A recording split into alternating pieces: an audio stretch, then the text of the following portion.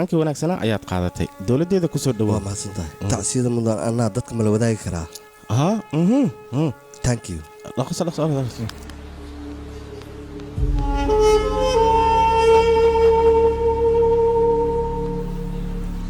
waxaan u tacsiyeynayaa familka mudana annaa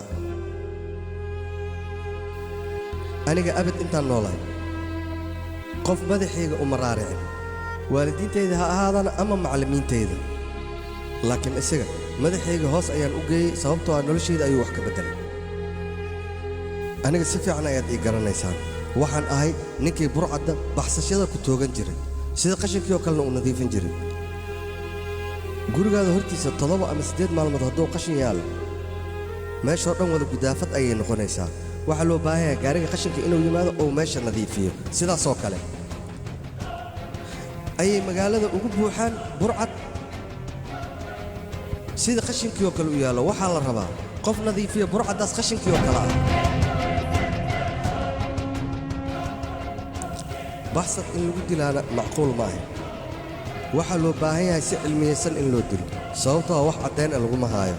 laakiin hadda waxaan rabaa idinka hortiinna inaan dil ku sameeyo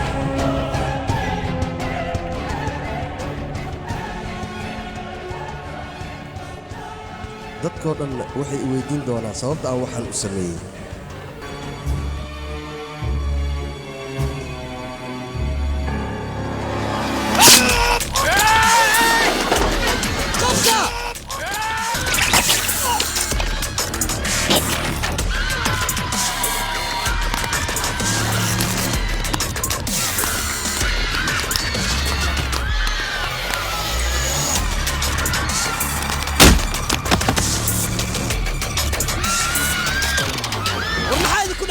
ambalaasta hala waco war dadkan halayla qaada kaalaya gurmad ayaan u baahanahay